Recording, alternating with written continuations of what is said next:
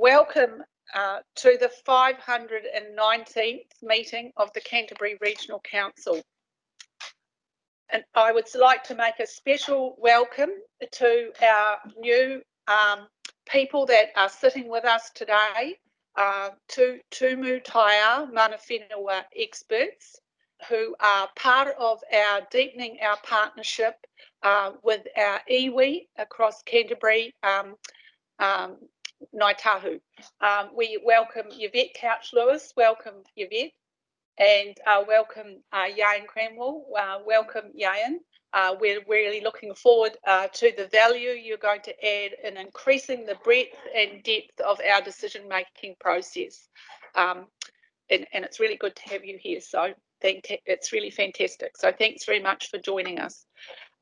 We also have some members of the public here today, so welcome to you for coming to the meeting. And we have some members of the public who will be online. There will be Sandy Cameron, Kate White and Kurt Van Cloyster.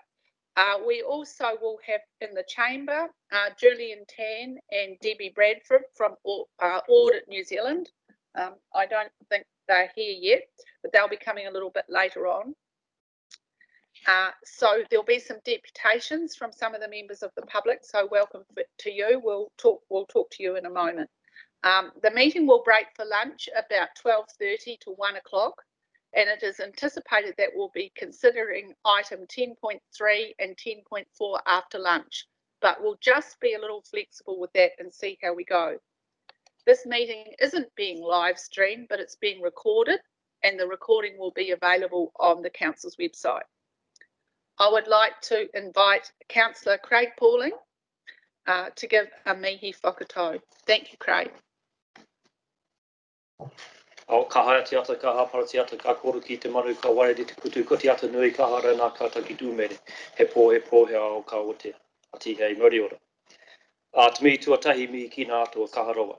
Ho mai o kaha, ho mai o aroha kia mātou i tēnei wā, no reira tēnā koutou.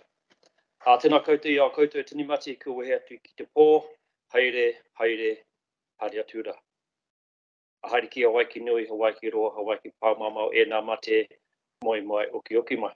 Apati hono o tātou hono, toko ora, toko mati ki toko mati, apati hono o tātou hono, tonga ora, nā kānui ora, ko tai mai nei, tēnā koutou. Ai, koutou e noho nei, koutou e mā taki nei, no reira e te iwi, kua tai mai nei, tēnā koutou. Ai, kia Annabelle, Ken, Prue, ka hara mai ki te kōrero mai, i tēnei kaunihera, ka tēnā koutou. Ai, kina memo o te hapori, ai, tēnā koutou. Kina ringaropa o te kaunihera, kina kai kaunihera, tēnā koutou. Ai, ki te tautoko hau te mihi Jenny ki a kōrua, Yayan, Yvette, ai, nau mai, hara mai, whakatau mai, kei wainginu i a mātou, anō, ai, he tino hari kō au, tātou katoa, ko hara mai kōrua, so tēnā kōrua. So kia ora, everybody, just adding to welcome, support the welcome of Jenny to everyone here today, and to mihi to things that are bigger than us, to the gods of creation, whatever they mean to you, to those that have gone before us, to all our staff, the public that have come to give us their message. Thank you for coming, and acknowledging all our councillors, and of course, Yayan and Yvette for their first meeting amongst us today. So just acknowledging all of that. Thanks so much. And actually, I'm going to hand over and hoatu te rākau ki a Yayan mo te karakia timatanga o tātou nei hui. So kia ora, yeah. Tēnā tātou katoa, hei kuri kia koutou.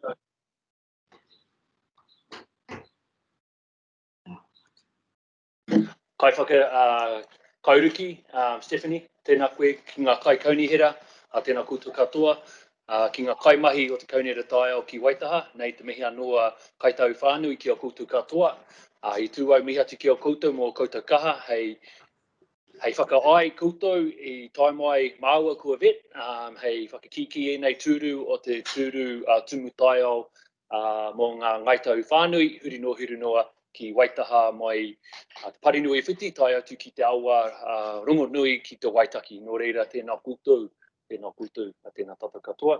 Just quickly thanking the councillors and thanking the Environment Canterbury for agreeing for these two positions, the tūmutaiao, for your acknowledgement and your bravery in acknowledging that mana whenua should have a position at this table, and also have be here in regards to the Treaty of Waitangi and being represented of the 10 Papatipu Runanga in the Canterbury region and all of Ngai Tahu Whānui. So, nā reira, he mihi maua ki a koutou katoa, tēnā koutou, tēnā tata katoa, hei karaki e timatanga, mō tēnei wā, ngā haia te awa, nō reira, me noi tātou. Oia te awa, wahi atai awa, puta i tū wā, puta i waho. O te paki o te rākau, o maire nuku, o maire raki, o maire te maro whenua, i roka tāne, i raro tāne, paku o tāne, te raki ihi o tāne, noho ako te arki ho te tāne ki uta. Tūtara wheti whakamaua kia tūna. O mi e hui e, tai ki e. Mauri ora. Thank you, Craig and Yayan. I'd just like to welcome Sandy and Kate. I see you're online there now, so welcome to the meeting, although I don't see you at the moment. They were there a minute ago. Do you want to confirm they can hear us? Kate, can you confirm that you can hear us? Or Sandy, can you hear us? Yes. You can hear us. Wave out if you can hear us. Yes, they seem to be saying they can. All right, you can hear us? Wave if you can hear us. Oh, cool. That's great. Thank you very much. So, first of all, we've got to deal with apologies. We have an apology from Councillor Megan Hands. There's no other apologies. Do we need a resolution around that or not? No. Conflicts of interest. There are no conflict of interest that anybody's notified me of. Now we're coming to our public forum. In our public forum, we have two people presenting, and we have a deputation, which is going to be related to another report. So we'll have that third. First of all, with the public forum, we have to let you know that when you come up to the table, we have a little bell. We could let you hear it. It's a rather lovely bell, and it's going to be rung about a couple of minutes before your 10 minutes is up. But I understand, welcome Annabelle and Ken. Annabelle, you're the chair of the Opauaho Heathcote River Network, and Ken, you're the chair of the Cashmere Stream Care Group. We'd like to ask you both to come up to the table together, and you have some data projected slides that we're going to, somebody will come and help you with those, I think. So Cindy, if you could.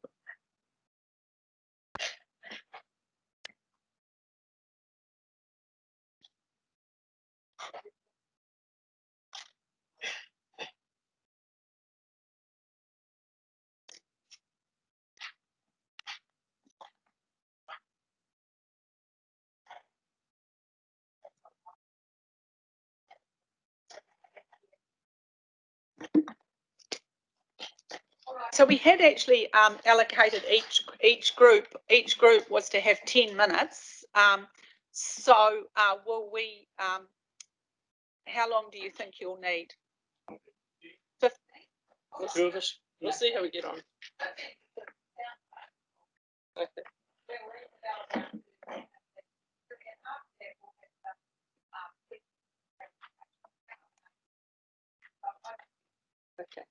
Morena, everyone, and thank you for the lovely welcome this morning. And so, as it's been introduced, I'm Annabelle from the Opauaho Heathcote River Network and Ken from the Cashmere Stream Group. And we are here to really put a focus on sediment and the issue of sediment within the Cashmere Stream and Pawaho Port Hills catchment. And we're representatives of the Cashmere Stream Port Hills working group, which has really come about because sediment is a huge issue, and the status quo is not working, and there needs to be something done. And the working group has been set up to actually get some action happening. And as community groups, it's such a huge issue, and there's a realisation that as community groups, we can't affect the change, but we need your support to actually make things happen on the ground and to get this issue dealt with, and it's because it's a huge issue. So as you can see, this is Cashmere Stream coming into the Opawaho, and the issue is that it's happening at the upper edge of the catchment, so it's not just one tributary, it's feeding into the Cashmere Stream, and then feeding into the Opawaho. So it's something that needs to be dealt with at the head of the catchment. Traditionally, there's been quite a lot of work in the past done in this area with a range of reports commissioned by ECAN and the City Council, and we're going to go through some of those and the information feeds of that. But the key point is that that's sort of historic information, and we have used that as a basis for the working group of our actions and priorities, and but it's still, with that information, we actually need to have things happening on the ground. And I'm going to ask Ken to talk about the Eos report and the key findings of that and the actions that need to be dealt with coming out of that. So those three reports basically form the guts of what we want to bring you this morning in terms of options and recommendations. So what have we actually been doing? What do these reports represent? Well, the first report, which was the Ecom report, was commissioned by Christchurch City Council in response to the risks that we had identified following the Port Hill fires, with the denuding of the surrounding hills and the ephemeral nature of those streams being susceptible to huge influxes of sediment getting into those waterways and into the Opawa Heathcote. Unfortunately, the recommendations largely based around the use of artificial flocculants and coagulants. It was seen as an expensive exercise, far too expensive to operate as an ongoing catchment-wide mitigation process. The second report that was commissioned was sort of basically a land report looking at the catchment generally. The catchment is approximately 2,800 hectares. It has 50 kilometres of drains, although the main Cashmere Stream itself is only 4.5 kilometres long. So there's a disproportionate impact of the hill catchments on the outcomes of sediment in the stream. The Eos report, which is the most recent, was one based on about 10 years of data collection by Cashmere Stream Care Group. We believe it's the largest single data collection on sediment and related to clarity of any data set in New Zealand. And we used the data from that, persuaded ECAN, thank you, to produce a report which gives the basis of what we've been saying anecdotally, some scientific basis. That slide there, the one on the left, probably needs no explanation. That's the headwaters of Cashmere Stream, and the water runs that gin clear for about half of the entire length of Cashmere Stream until it meets the first of the major Port Hill ephemeral streams, being Hoonhay Valley. The photo on the right is taken just before the stream joins up with Cashmere Valley and becomes part of the Opawaho Heathcote. So what we do know is water clarity is declining over time.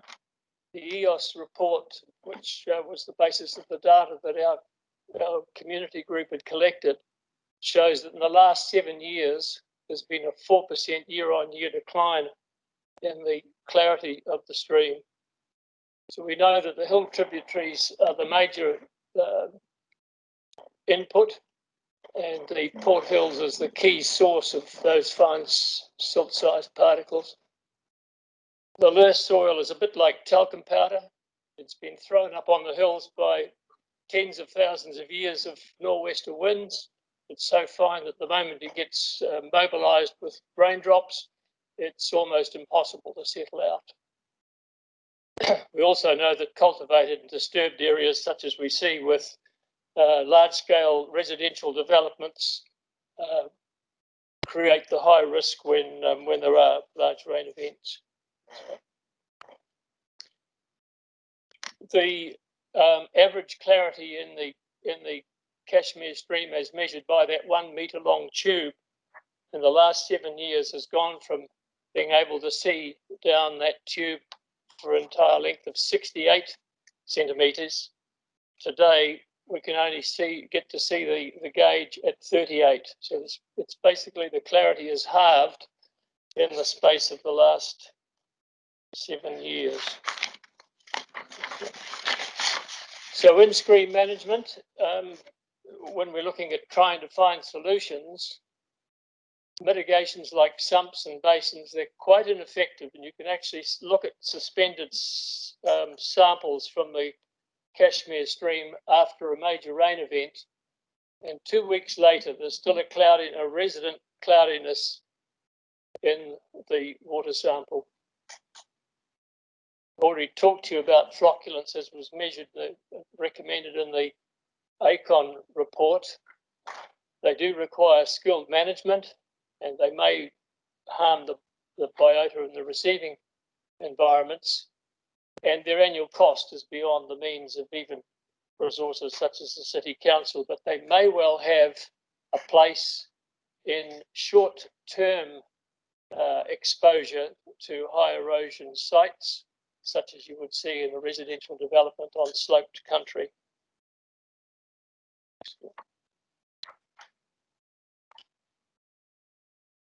So how do we effectively manage and prevent the silt from getting into suspension and getting into our waterways in the first instance? Well, we need to enhance the protective ground cover on bare erodible areas. It might seem self-evident, but you'd be amazed at the number of times we've been out, recorded what was happening in heavy rain events, and seen sites which supposedly met the erosion and sediment control standards of consent, but they were bleeding sediment like you wouldn't believe, hundreds and hundreds and hundreds of tons in one big severe rain event entering our waterways. And that's a practice that's been accepted by council and by you, and until you attempt to change and make changes to these things, that process will continue. I think that's probably most about it, is it? So as Ken has said, we're basically looking at, it's obvious that we have to manage the hillside catchments to affect which in the lowest from those hillside catchments is coming into the lowland streams. So as some come out of the report, some of the reports, the sort of summary of what are some of those proposed solutions. So we need to fence and plant the steepest and most erodible hillside tributaries. We need to transform the lower areas to allow wetlands to trap sediment. Encourage the retirement and native planting of the steeper and more erodible valleys. Fence off any remaining unfenced tributaries. Reshape banks to allow floodwaters to spread out, and a chance to trap the sediment. Establish native planting barriers for forestry to stop the sediment coming out with harvesting, and to improve habitat adjacent to streams. And here you can see in this next slide, come through, oh, no, not the next one.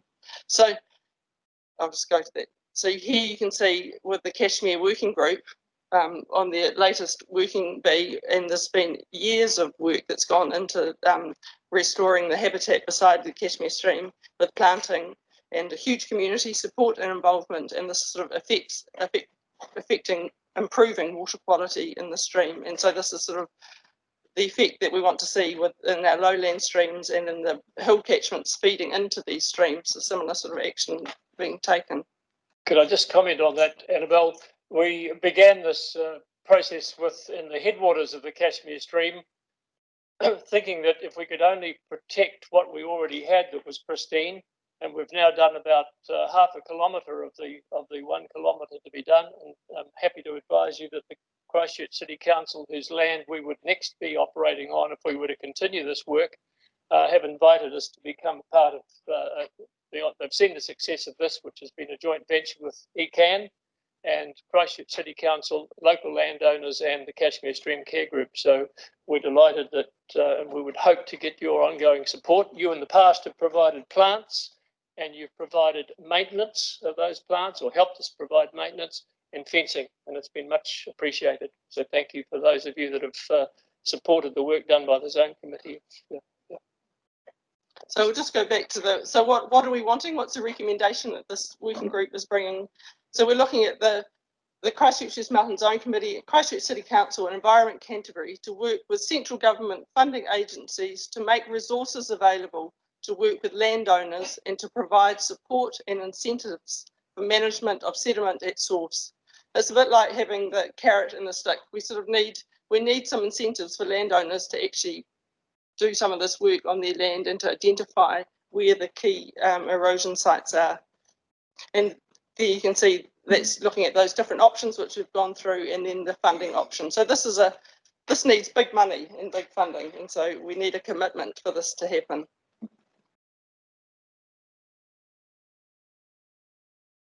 The second recommendation is that we need to actually identify the high risk areas to focus our priority of actions on. And there's been a lot of work with the LIDAR, looking at land use and spots of high erosion and the slope of land, and identifying the sort of nodes of where these high erosion areas are. So we need that work done to actually identify priority areas of sediment source, and then those areas would need to be stabilised and provide funding for retirement of those areas and planting and the development of wetlands and drainage basins adjacent to those tributaries.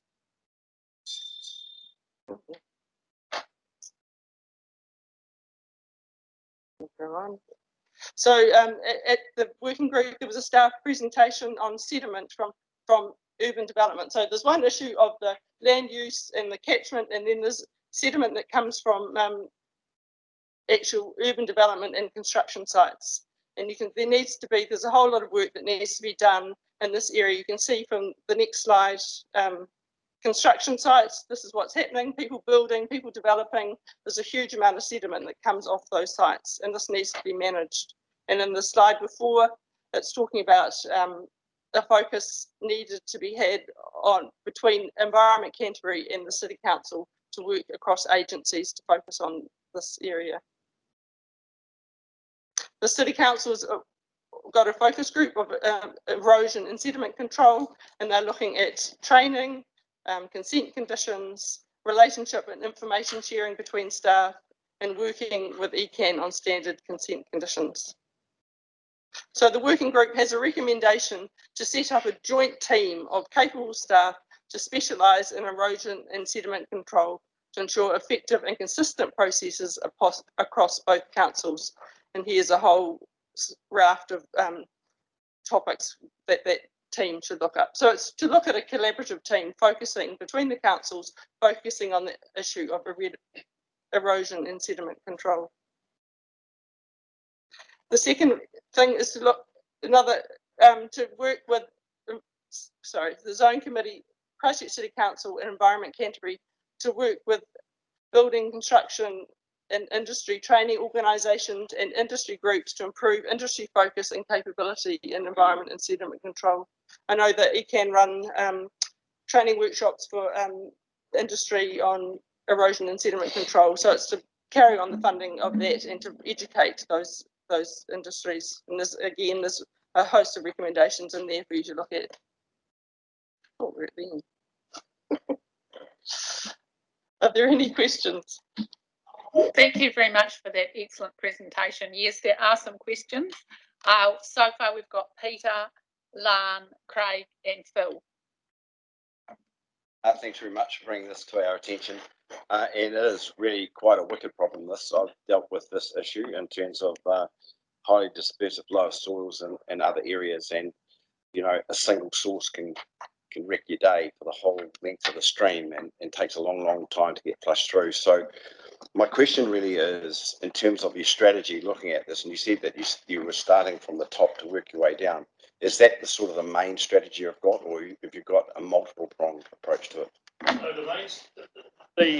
the strategy we adopted was a default strategy, and we adopted it because when we first identified the high risk areas, private landowner where we set the project up wasn't prepared to sell, wasn't prepared to let us operate the land because he was wanting to sell it on to the Christchurch City Council, and he didn't want to change his negotiating position. So the default position was to look at the crystal clear part of the stream and say, well, let's protect that, get that better planted so that long term we can reintroduce Kaura and Kakahi, and be able to demonstrate to members of the public that this is how the stream is in its pristine state, and then it would promote them to question why it was that all this sediment was getting into the stream further below. And we do know where many of the hotspots are. The adventure park, for one, produces a hell of a lot of sediment that no one's prepared to really put their hand up and say, hey, it's a problem, we need to deal with it. There are some private landowners who have been very helpful and are offering some of their sites for us to work on next. Thank you. Thank you. Yes, Lan, you're next. Thanks so much for your very clear recommendations, and it's really good timing in terms of us being able to incorporate this into our long-term plan discussions. My question was around the lower drainage areas. You know, ideally they'd be turned into shallow, wide wetlands and developed wetlands or drainage basins. And I'm not so familiar with the actual land around surrounding the water bodies. Is there, like, and you might not know, but I suspect you're so familiar with the area, you probably do. Is there scope with an existing like CCC or publicly owned land that there are areas that you've sort of identified could actually have these drainage basins and wetlands, or would that be another hurdle that would have to be looked at? I could have you been to answer that. Yes, in the three major valleys are Cashmere Valley, Hernhain Valley and Worsley's Valley. In the case of Cashmere Valley, large amounts of the land have now been vested in the council by virtue of the development that's taken place in that valley, and I believe there are plans to put in just those sorts of structures, to put in bunding, to allow some retention of water to get out and for the natural evaporative process to take place. In the Hernhain Valley, which is probably the second most contributive for sediment, there is discussion, or hopefully we have suggested, and I've spoken to the landowner and who's not opposed to the idea of a land use swap. In other words, not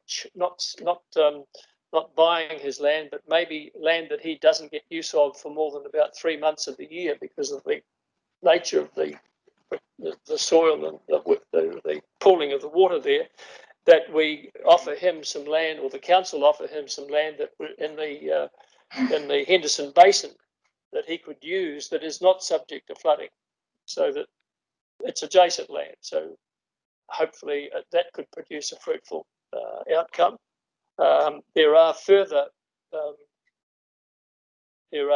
opportunities in Worsley's Valley too, but they are much fewer. But yes, there are opportunities. Thank you very much for answering that question. Councillor Pauling.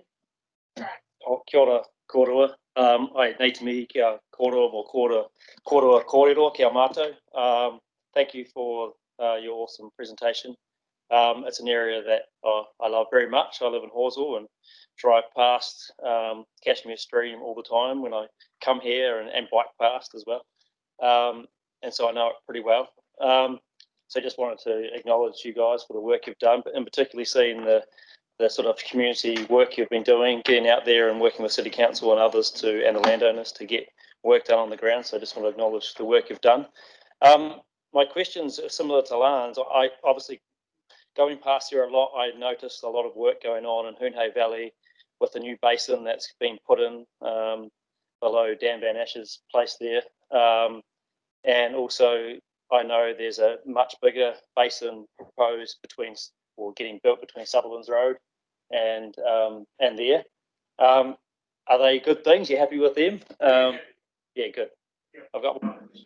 Tell me more about it. Well, what did happen this year? There was a modest rain event, and normally we would have seen Hoonhay Valley bleed sediment at a serious level, and they did a trial diversion into the new retention ponds, and the stream cleared up almost immediately. Yeah, well, I live on the stream, so the Hoonhay Valley is the major input that affects the clarity of the stream at my point, and this year it cleared within a day.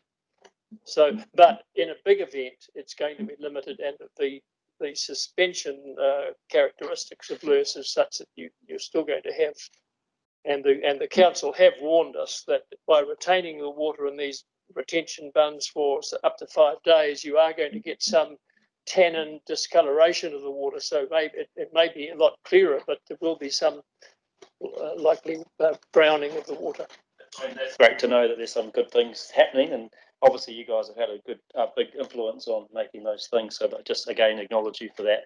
My second thing was around sort of you've mentioned it a few times, around the sort of landowner outreach that you're doing, talking example to Adventure Park potentially, and I see that's a massive part of your role. I'm a chair of a charitable trust on the Canterbury Plains that works with landowners to try to restore biodiversity, so I know what it's like to work directly out there with landowners and to try to get something different to happen that might be happening at the moment. So I just really encourage you about that. But how's that going for you guys in terms of the landowner outreach, and you getting positive results from there, or is that a challenge?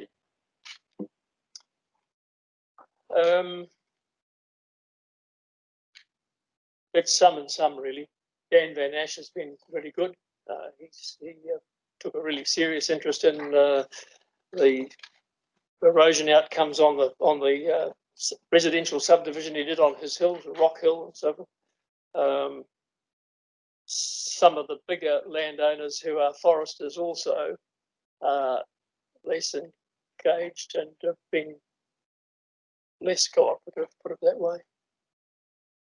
Well, thank you. Thank you very much. Councillor Clearwater, did you have a quick question? And then Councillor Mackenzie will have another quick question. Thank you. Thanks so much, Annabelle and Ken, and as Craig indicated, thank you so much for all your huge work in this area. So I really wanted to, you referred to the working with industry groups and like possibility of training opportunities there, and I guess you were perhaps referring particularly around the whole construction industry, but where the buildings are going on. So I just wondered, is that also, and that ties in, of course, with our consenting and cities consenting. I just wondered, is that an area that perhaps our council might be able to assist you with in terms of working with, and I'm not sure where the training groups are, whether it's ARA, but no doubt each the building have their trade associations. And is that, I just wonder if you might like to add to what you said in your presentation on that. Yes, obviously it's an area for focus, and how can I add to that? I mean, I think the key thing is that the work on the controlling at source is the priority, and that work, and working with industry. I mean, there's a whole lot of training, and I know ECAN has programs where they bring in the training industry. So I think it's providing more funding for those training groups to happen, and for the training of those workshops to be run, and to spread that information about sediment erosion and sediment control as a priority for any consent work that's been done or consents that are being issued. So yeah, I think it is one of the prongs in the fork that's going to combat this issue. Could I just add to that? I'd be surprised if many of the people who sit in your offices here writing out consents have ever visited any of these sites. I would have serious, serious doubts. And that would go also for the planners in Christchurch City Council. So they're signing off because it's a process, it's basically a desk-based process. They don't really understand these issues, and I would strongly commend to you a change in process whereby the planners, when they get a major application for a resource consent, get hold of the erosion and sediment control people and the engineering experts in your organisation, get hold of the corresponding person from the council and go out and have a site meeting, 2-hour site meeting, so that there's a clear understanding amongst all the parties on whether it's low or high or medium risk, and set up the appropriate requirements for the site, rather than sitting there and assuming that every site's much the same. Thank you for that answer. Councillor Mackenzie. Thank you, Jenny. Craig and Lan actually asked a lot of my questions, and your answers have answered those questions. But and I'm trying to Google exactly what all the areas you're talking about, so I understand the areas. So I'm not smart at that. But the Port Hill fires presumably contributed quite a lot of extra damage. Have those scars been healed, or is that still contributing? Yes, I think they've been healed. Yes.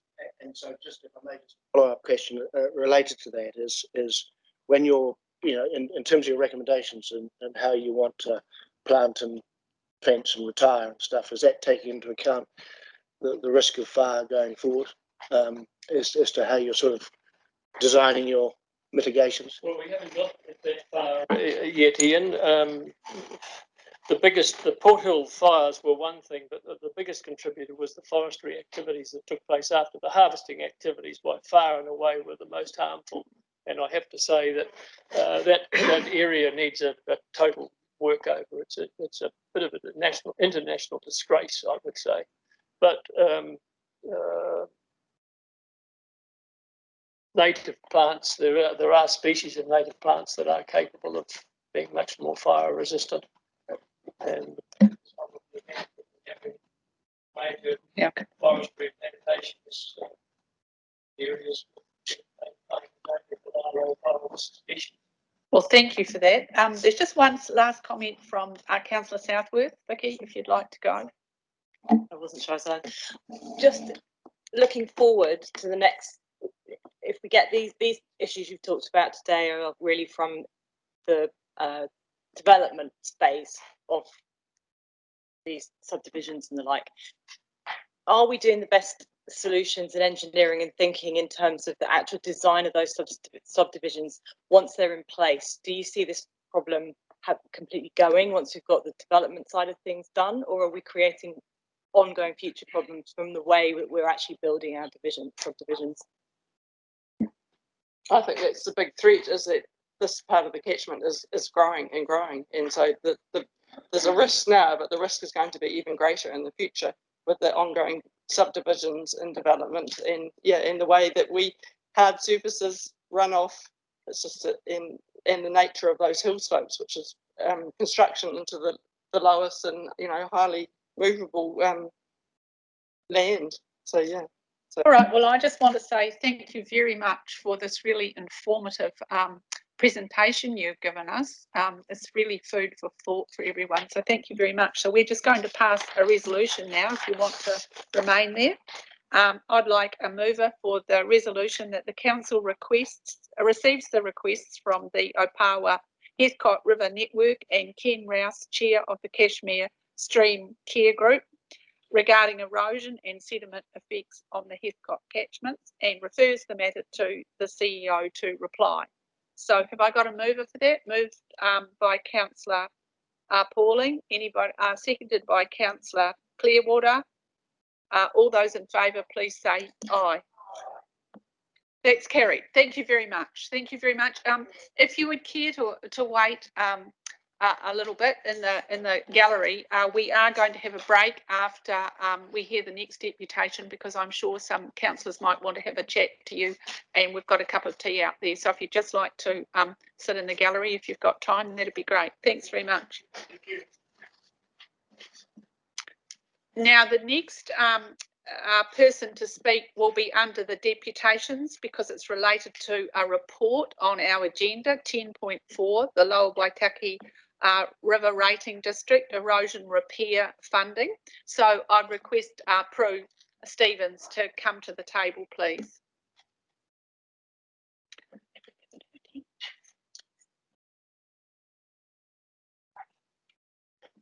Welcome, Prue. I understand that we've indicated to you that you'll have 10 minutes, so we'll give you a little bell at 8 minutes if that's all right with you. So over to you, and you just need to turn that button on there.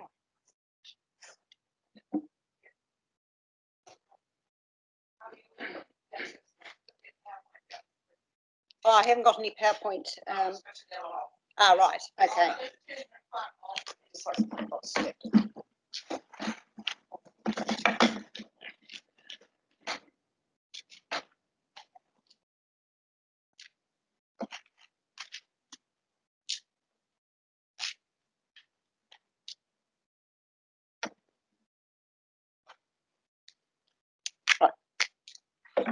Over to you, Prue. Now I've turned your speaker off, so you'll have to turn it on again. Sorry. Right, okay, thank you.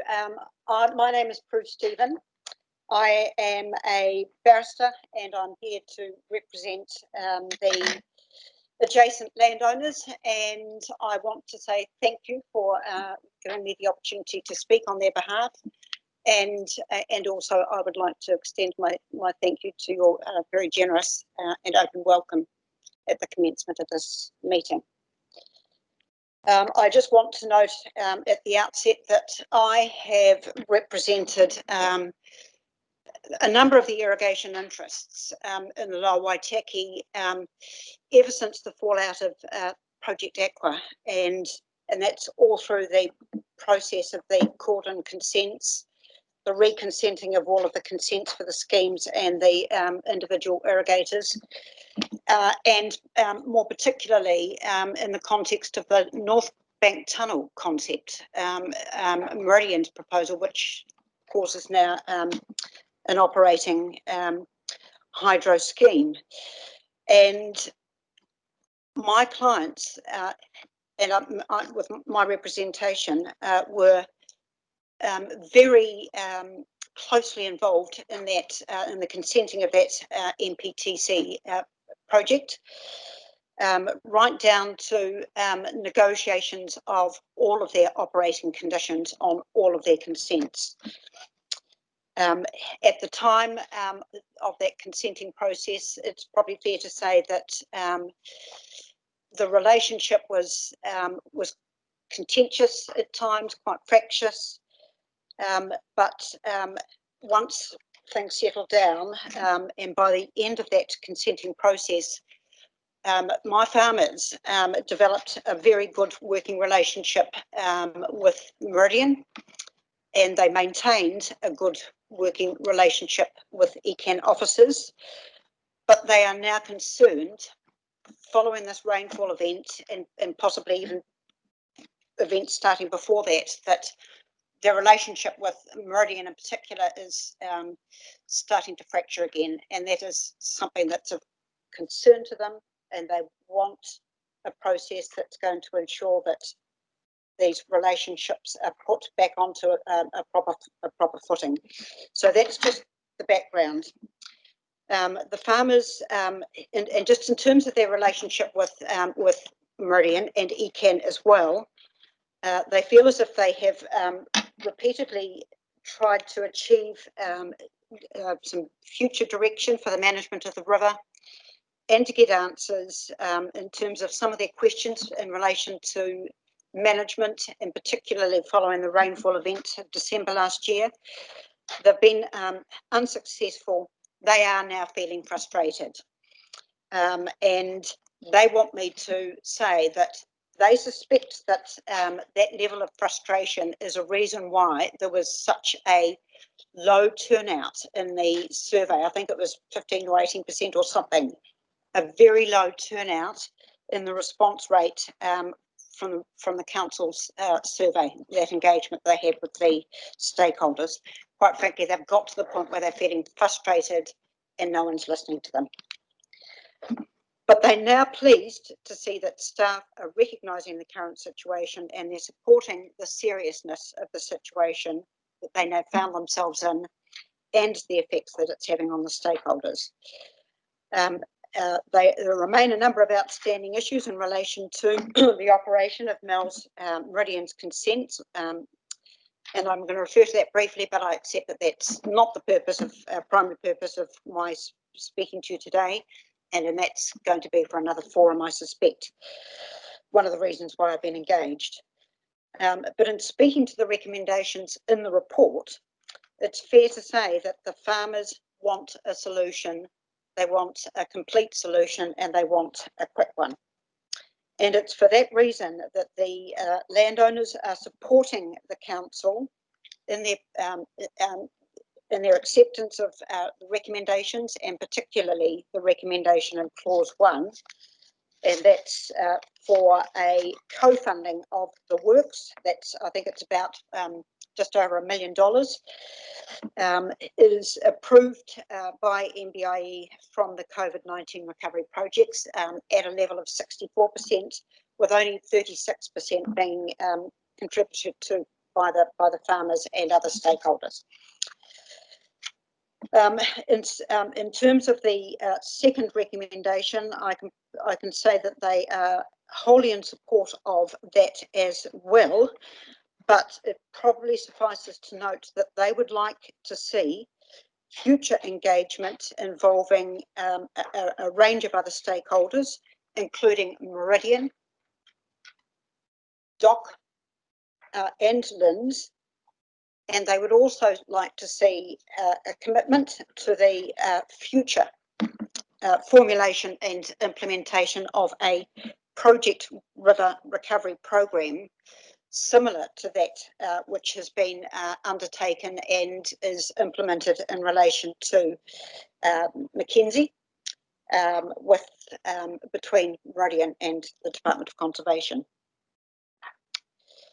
Now, in terms of the recommendations for the fix-it in this report, I should note that the farmers see this as a short-term fix, but they believe it is imperative to undertake the full works package in accordance with the discussion in paragraphs 15 and 16, or 15 and 17.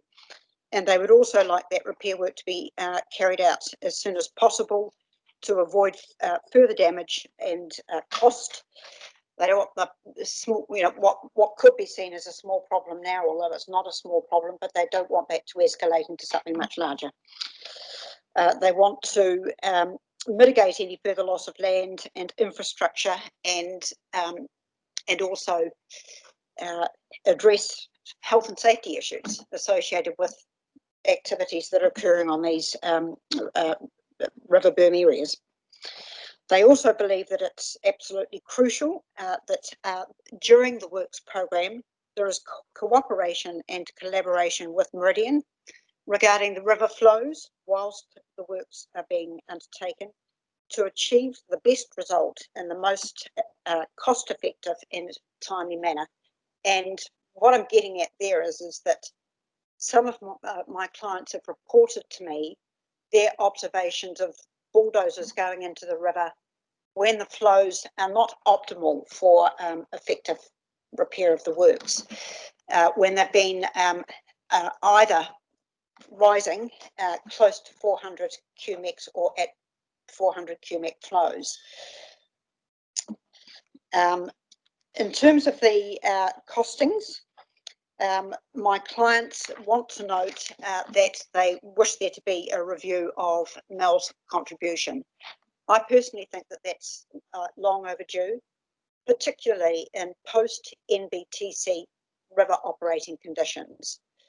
I have seen a copy of the evidence that Mr. Vesey gave at the North Bank Tunnel hearing.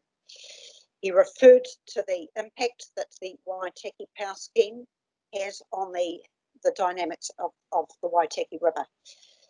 That was prior to North Bank Tunnel. It's due to the storage of water, the effect that has on the hydraulics, but more particularly in light of North Bank Tunnel, the ramping. the ramping conditions, and in some flows, there are no limits on the rate at which the flows can change over a 1 hour period, especially when the levels are rising above 200 cumex, no restrictions.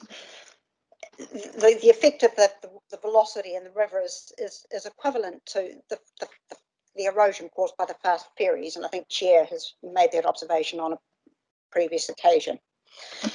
So they strongly support a review of the 40% contribution that was apparently agreed to between SENZ and the Council in 1992. Long overdue. The operating conditions of the river now warrant that review. The final point that I want to make is that they also want an independent review of compliance with Meridian's conditions.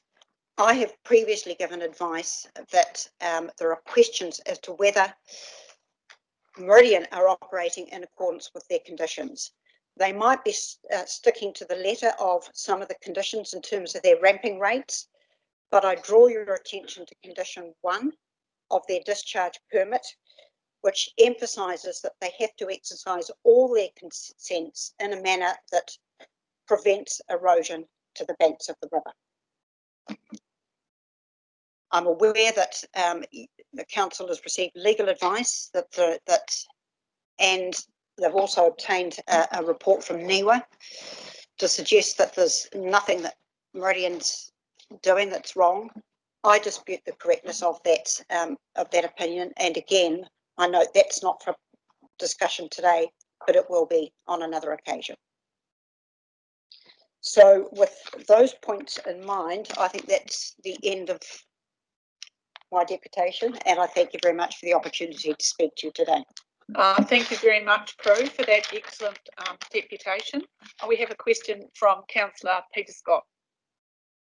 Thank you, Prue, because this puts a really sharp point on our discussion today, I guess, in terms of where we're headed with this, and that's well represented by your deputation to us today. Can I just a point of clarification for the people that have engaged you to do this? Is this the rating committee, or are these concerned citizens group? The adjacent. And most of those would be in the rating area. Yeah. Okay, thank you. Thank you. Any further questions? All right, well, thank you very much for coming, and we will be taking that report. At what time do we think now, Louise? We're getting later. Straight after lunch? Straight after lunch. So if you would like to either be online then or come back, that would be great. Thank you very much. Thank you for taking the time. And you're welcome to have a cup of tea with us as well. So we'll be doing that in a minute. So can we get a copy of Prue's presentation? Yeah, I'm sorry, I didn't have time to do any other than scribble notes. Thank you. Yeah, we've got the recording, so we should be able to do something with that. So we'll see. Okay, so we might just take an adjournment now for 10 minutes, and then we'll be back in to do the minutes. So thank you all very much. There's a cup of tea out here, so welcome to stay and have a chat.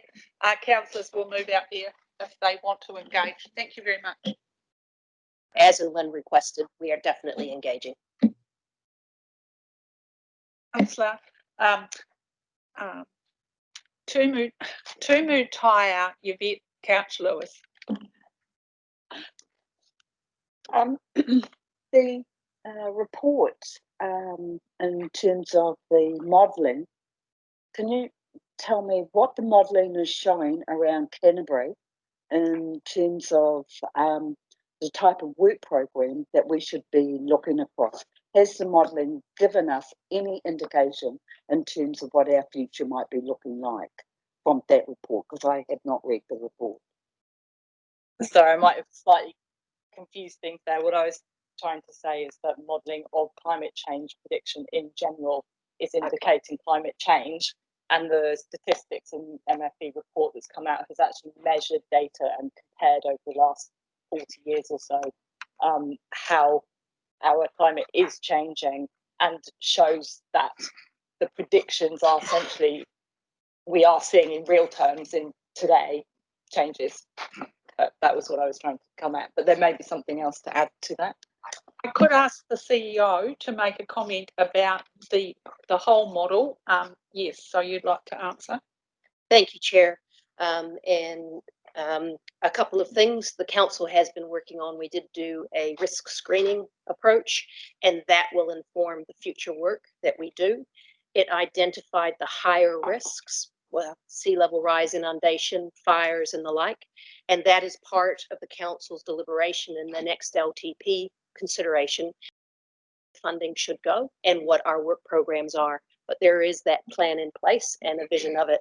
I should also note that Ngāi Tahu also put forward a strategy some time ago, and we have an Eos report which has been done for Environment Canterbury, and it aligns with that which Ngāi Tahu did. Follow-up question? That was actually crossed with Liz and with yourself, Stephanie, what you just comment was that connection. So in the report that you were looking at, Elizabeth, was there any indication there, modelling in there in terms of the rate of erosion of sea rise, knowing that our people within the Canterbury region are coastal people, and the effects, and likewise over into Stephanie, the type of mahi that might be happening with Papatipu Runaka and Ngāi Tahu in terms of their climate report. How are we working in with them with Runaka? Kia ora. Yeah. So the report models a variety of different scenarios, and each of them has a probability associated with them, and it's quite involved. It's probably better if I send the report through, or if Stephanie sends the reports through. It is just sort of predictive modelling at the moment, and there's no information about work going forward necessarily. That's my understanding. Stephanie, did you want to add to that? So thank you, Councillor McKenzie, and I'll also pick up Timotao's queries. Yes, we have the reports. They're effectively working off the IPCC modelling, and they align with the modelling that Ngāi Tahu have done. So we're using the same methodologies. In terms of the way that we have worked with Papatipu Runanga and Te Runanga, is that we have a regional climate change working group.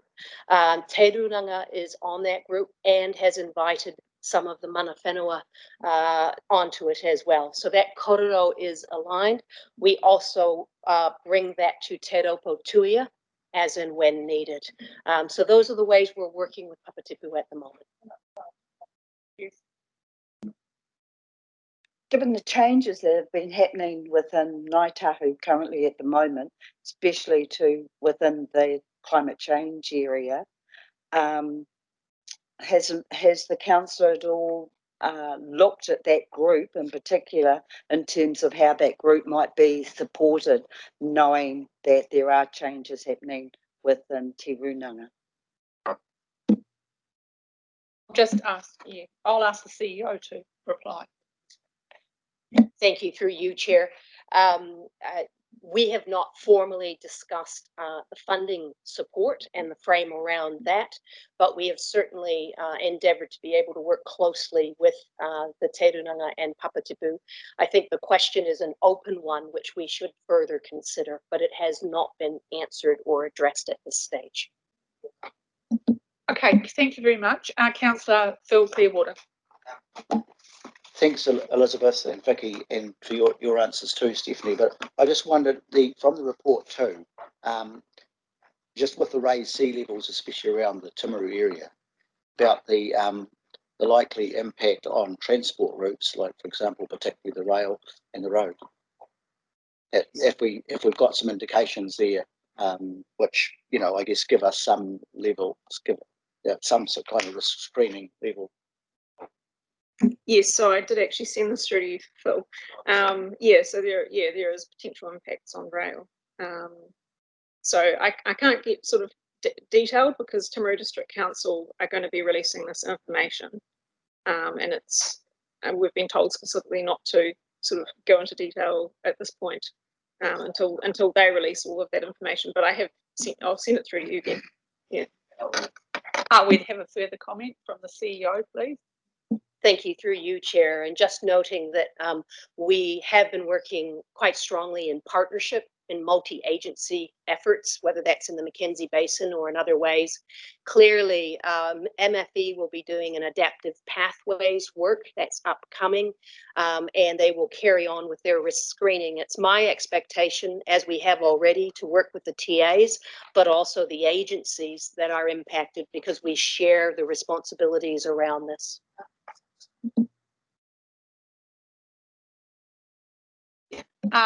Councillor Scott, are you indicating you want to speak, or is that you're talking about time?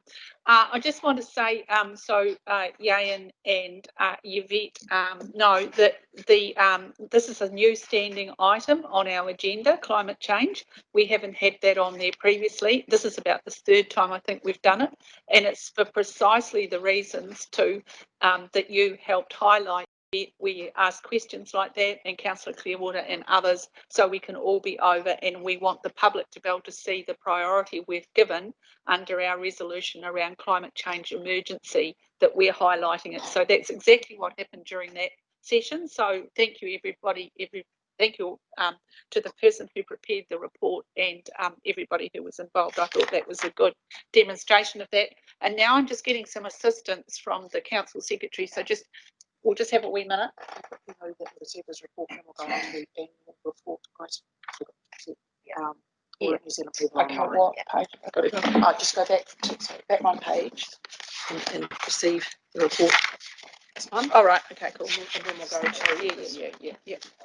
All right, I'm just moving. We just are getting organised here so we can have the Audit New Zealand people who I've just seen online. So welcome.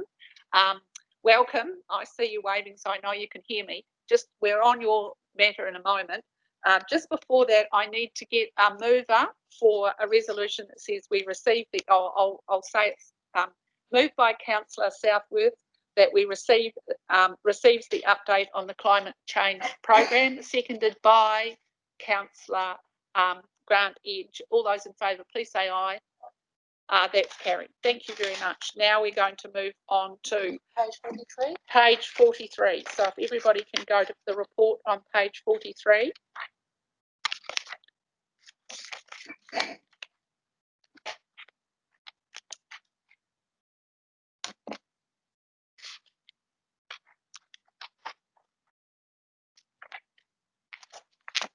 Is everybody on the correct page on your machines? And I'd like to welcome Julian Tan and Debbie Bradford to them. Oh, is it Debbie? Debbie, who's there? Yes. Thank you very much for coming online. And so we're going to deal with your report now. So Catherine, is Catherine in the room? Do we need Catherine to come to the table or not? No, we're just going to do it. We don't need Catherine. Councillor Sunkle can deal with it. So we'll have Catherine as well. Thank you, Catherine. Over to you, John. Thank you very much. This paper is the adoption of the 2019-20 annual report, and we will in a moment move 3 recommendations before we go to letter signing and the final recommendations. Just in the key points, the work that has been done with the annual report shows that we have a surplus after tax of 17.4 million, 12 million of which has been part of the forestry revaluation, leaving us with a net profit, I guess, of around the 5.4 million, which was indicative of what we were looking at through last year as we were looking to set our annual plan for this year. So the alignment of where we thought we were with where we have landed is pretty much right there. The auditors this year have put considerable effort and thought into assets, their revaluation and potential impairment due to COVID, which has required significant effort on our staff's behalf to ensure that our costings and our valuations are correct and revaluations. And looking at the key points come through, I think we've come through well. Significant time was put into that. Item 10, we are doing this as part of our requirements under Section 98 of the Local Government Act, and I will take the rest of that report that we have as read. It has come to the Performance Audit and Risk Committee, which have moved a motion, and it has now sits with Council. So I would move the recommendations 1, 2 and 3, that we approve the draft 2019-20 annual report and annual report summary of the financial reports for the year ending 30 June 2020, delegates to the Chief Executive the authority to make alterations of minor effect or to correct any minor errors to the approved 2019-20 annual report, and 3, authorises the Chair and Chief Executive to sign the representation letters to the auditor. So I so move and seek a seconder. Thank you, John. All right, you just keep going for a minute. I've got to ask if there's any questions. So I just seek a seconder. Yeah. Ian, Councillor. And in seconding that, can I just make a brief comment that part of the discussion of the Park Committee meeting around the annual report recognised, I'm pretty certain I've got my numbers right, but Miles might correct me, something like $3 million of unbudgeted surplus that was has now been attributed to reserves. And I only bring that to the council's attention because at the annual in the discussion around the budget for the annual plan, there was concern expressed about our drawdown on reserves. And so even when you've, as I understand it from the accounts, even when we've accounted for unbudgeted expenditure, which is carried forward for this year, there was still something like a surplus of $2 to $3 million, which is gone into reserves. But I'm getting nods, so I've got that right. So I thought that's just of interest for the council in their financial, when they're thinking about the finances. Thank you, Councillor Mackenzie. Councillor Craig Pauling, have you got a... Kia ora. Thanks, John, for the report. I just wanted to move an amendment to recommendation 2. I support the other recommendations, and it would be that we put at the end of that recommendation 2, including incorporating bilingual titles into Reo Māori throughout the report. Can I have a second? Would anyone second that? I'll ask for that. I'll get back some order here. Yes, is there a second up, seconded by Councillor Nicole Marshall? Is there any discussion around that resolution? Does the CEO want to make a comment? I think if you pass the resolution, we're very happy to implement that without any problem whatsoever. Right. All those in favour? Oh, Councillor Clare. I have one question, if I may, or if you'll do that later. It's really possibly to Catherine, just that with the huge increase really in the forestry revaluation, I just wonder how that came about, like what you put that down to. Hold on, we're just moving and seconding the amendment at the moment, so just hold that question and we'll deal with that. I'll put it to the vote, the Councillor Pauling's amendment. All those in favour, please say aye. Aye. Everybody's agreed in regard to bilingualism. That is carried. Thank you very much. Now we'll go back to your question about the substantive report, Councillor Clearwater. Go ahead. So that was on the revaluation of the forestry assets, Catherine. Thank you, Catherine. Okay, so this year we've decided to move, or we've been instructed to move our forestry asset into a separate asset class. So previously it would have been included with our flood protection assets. And so by the nature of the forestry standard that we need to apply, part of that is disclosing it in the way that we have to disclose it. So it's above the line, it's and it will change every year going forward. We need to revalue every year. So we will see the growth in the value of those assets as the trees grow. And then when they're harvested, we will then see a drop. So it's an accounting entry. Thank you for that question. Are there any other questions? All right, now we're moving on to the dance of the letters. Sorry, we just vote. Oh, We're voting on 1, 2, and 3. oh, didn't we just? Didn't I put them on there? that No. was the Okay. amendment. All right, we've got the amendment. Now we return to the substantive motion. I'm putting it. It was moved by Councillor Sunkel, seconded by Councillor Mackenzie. Actually, I already received that. Thank you, didn't I? Yes. And all those in favour, please say aye. Anybody opposed? There being nobody opposed, that's carried. Thank you very much. This is where I invite you to the table, but it's interesting, isn't it? You're already in the machine. So this is where we sign the letters. So we have to sign right here and now. Yes, there's 2 letters, one for the main document and one for the summary. Thank you. I don't know how we're going to hand it. Well, we'll just pretend we're handing it to them. Here we are. We're giving it to you now. Thank you. Here's the second one. We'll give you that one too. Yeah. Thank you, Julian. Thank you. Gladly received.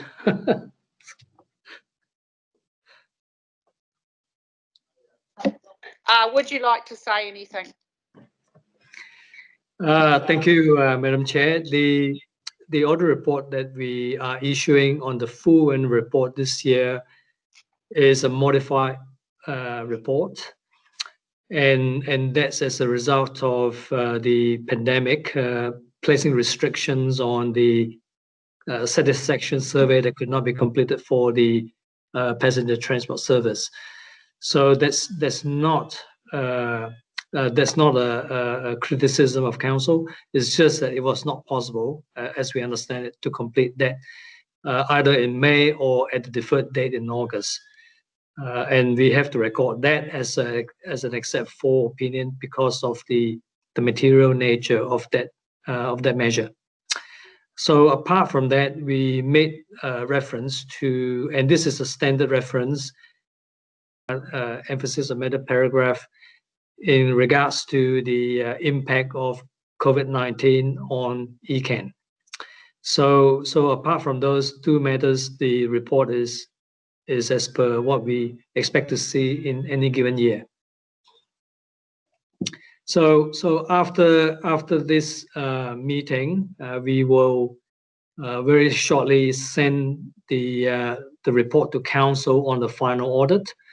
I just want to inform council that there isn't anything in the report that would come as anything new to members or to management, because we have been discussing all those matters as we progress through the audit.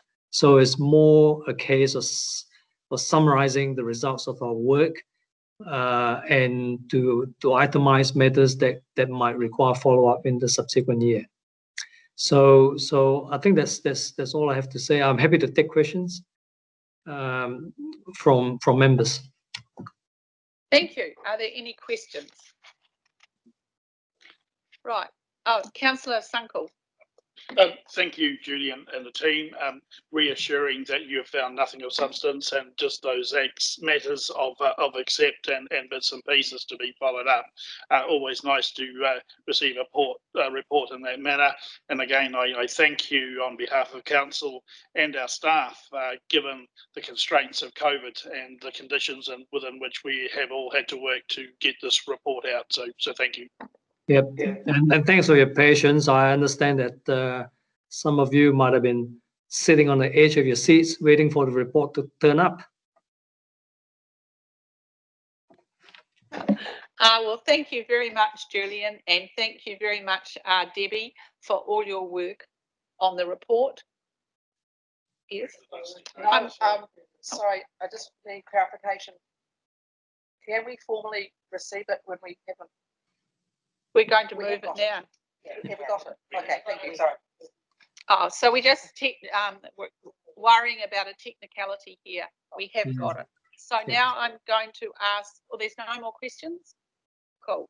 I'm going to ask for a mover and seconder for recommendations 4 and 5 on page 43. That's receives the Independent Auditor's Report of Environment Canterbury's annual report and annual report summary for the year ended 30 June 2020 Okay, moved by John Sunkel, and adopts the 2019-20 audited annual report and annual report summary, and that's seconded by Councillor Claire Mackay. All those in favour, please say aye. Aye. Anybody opposed? There being nobody opposed, I declare that carried. Thank you very much. Now I believe we're going to adjourn for lunch, and we will reconvene at 1 o'clock. And at 1 o'clock, we'll go straight to the Lower Waitaki Yes, item. we'll take report 8. Is it 8? No, what report? 10. 10 at that time, 10.4. So thank you very much, Julian and Debbie. Have a good rest of the day. Bye, Thank you very everybody. much. Cheers. Bye. The second session of the meeting open at 1 o'clock. We're turning to page 87 of your agenda and taking item 10.4, the Lower Waitaki Rating District, an erosion repair finding. First of all, I'll just ask Peter Scott to introduce this report. Thank you, Madam Chair, and it's good afternoon for this session in terms of this piece of work that we're about to talk about, and the recommendations that are to be considered on page 87 are pretty straightforward, really, in terms of the conversation that we've had over the last probably 4 to 5 weeks as a council. Some of you may have been a part of bits of it, but we've already got a pretty good idea of where we're going with this. And I would just like to acknowledge that Councillor Bruce Stephen was here this morning and gave us a very good description in terms of the feeling from the Waitaki itself, which should also help line up our thinking on this. So I don't know if there's too much discussion. There may be some clarification required, and we've got both Lee Griffiths and Catherine Shackey sitting up for this. So I would think that we only need to seek points of clarification. But Madam Chair, I'd like to move those recommendations 1 and 2, and I would like to reserve the right to speak last if required. Thank you, Councillor Scott. That's moved and seconded by Councillor Elizabeth Mackenzie. We'll now go to staff if you want to give us any additional information, and then we'll be asking councillors to actually ask specific questions, just questions for clarification. So if you would like to give us any presentation that you might like to contribute. Thank you very much, Lee. Yeah. So good. Thank you very much. Yes, we draw the council's attention to the 2 recommendations on page 87. The purpose of the paper is to seek approval to fund the required physical works to repair erosion damage on the Waitaki River as per the recommendations outlined. The work is required to restore the flood protections levels of service outlined in the asset management plan and agreed with the rating district. The majority of the community are supportive of the work being carried out, but have raised affordability issues. The staff recommendation is for the full repairs to be completed and is outlined under points 77 to 81 on pages 103 and 104, and other options for the council to consider are outlined in point 61 on page 99. There is already proviso in the recommendations that Environment Canterbury will proceed only if it secures the MB funding, but this could be strengthened if council felt that was needed by additional wording. Thank you very much. So we've got a resolution on the table, and the first person who's got a question is Councillor Mackenzie, and then Councillor Pauling. Thank you, Madam Chair. The Bruce Stevens proposed some additions to recommendation 2 in terms of who we consult with. Is that, I guess my question is, can we give regard to that by informally agreeing that was a good idea, or should we be modifying recommendation 2? That's the question. We can take some advice from Catherine. Craig. Oh, we'll just. Oh, you're going to speak to that too. Okay, well, let's take Councillor Pauling as well, and then we'll have some staff. Oh, kia ora tātou. Firstly, just acknowledging, this is a really important piece of work for us. The Waitaki River is a very special river in our region. Obviously special for lots of reasons, and particularly for Ngāi Tahu Whānui, so I just want to recognise that. I'm really appreciative of the second recommendation there that acknowledges the sort of work going forward with mana whenua, and looking at the sort of future management options and the sort of ki uta ki tai approach. I do agree that the recommendation could be amended to say after mana whenua and other key partners and stakeholders, because I think that is important to recognise that with the strength with the other agencies that was spoken about this morning, Lynn's Department of Conservation, others would be good. So I have no problem with amending that recommendation. But yeah, because it talks about the whole approach to the river, and I think that's important going forward. So I'd be happy to support that. So I think I'll make a recommendation from the chair then that we amend that with the mover's permission. We've got a mover, that's Peter Scott. With your permission, Peter. Is it appropriate if the staff answer whether there's any issues with? It is appropriate, but I just thought I'd get it on the table and then they can tell me if it's a no-goer. So how's that for a process? I'll continue.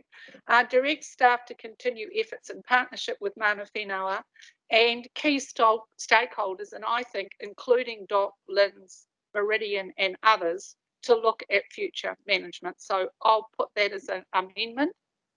Is that acceptable to you, Councillor Scott? As Madam Chair, but we could go as wide as we like here. This could be as big as Texas, and I take the point that we need to do this. I'm quite happy to have the recommendations on that as they are in the paper, and I take Councillor Mackenzie's point that we do need to do this next piece of work. Essentially, this piece of work we're talking about today is remediation. It won't be the last thing, won't be the last conversation that we have on this river with this community. And essentially, there are wider implications in terms of ministerial conversations we need to have also. Okay, so the other way to do this then is for staff to take on board the recommendation that we had from Council, from Barrister Prue Stephen this morning, and to include DOC, Lynn's and Meridian in the engagement that we're undertaking. Is that preferable to you, Councillor Scott? Yeah? All right then. Oh no, you weren't next. Councillor Grant Edge. Thank you. Yes, I'm supportive of the recommendations, but I just want to raise the issue that this sort of thing's going to arise over time with climate change, and erosion and the way we manage our rivers is going to need to change. We are going to have to take this more holistic waterways and integrated approach to things. We do have to involve multiple stakeholders in the assessments that we use in that process, and involve our communities throughout Canterbury. Councillors have already talked about some exciting stuff in terms of a braided river revival concepts, and from the mountains to the sea, and taking that holistic approach in a whole of corridor, whole of river, or all of river approach, which Te Mana o Te Wai is directing us to do through the National Policy Statement. So even though this is remediation, the next step really is to do a whole of water scheme, and hopefully we can actually advance this river review process with some urgency, really, and perhaps this Waitaki River is a way of providing a model to get moving and assessing all our rivers in that vein. Thank you. So we've moved into the debate now. I thought you had a question. That's all right. So the next speaker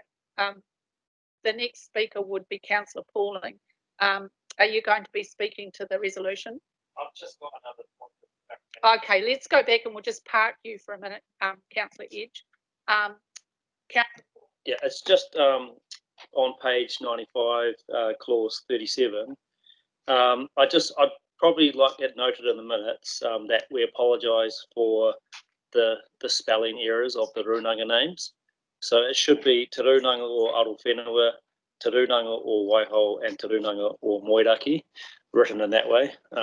So just like that noted, and we'll get that right. Okay, I agree. So could staff please get a note made that's going to be at the bottom of this resolution that we'll add in that says that, please. That'd be good. The next person is Councillor Sunkel and then Councillor Edge. Thank you. I just want to get clarity about where we are with the amendment. We seem to be all over the place. And we talked about Lynn, Stock and others. A particular concern for rail and transport and utilities. So if the others are included in that, then I'm happy. Yes, thank you very much. Thank you. The chair is actually not all over the place, but she knows what she's doing actually, so it's all right, but thank you for helping me. Councillor, we'll go back to you because I thought you had a question, Councillor Edge, and you have you got a question, or Councillor Phil, have you got a... It is a question, it's a question of clarification really, if I may. So I thought that the term according to the existing funding model might not be clear enough, and sorry, that is in the recommendation on page 87. Yeah. So it's just whether we should also refer to the existing funding model as on page, and I'm looking for it now, 104. Just for clarification for around our decision making. Can you be clear about where you want that added in? I'll just get him to read it out. Shared model, funding model, as described on page 104.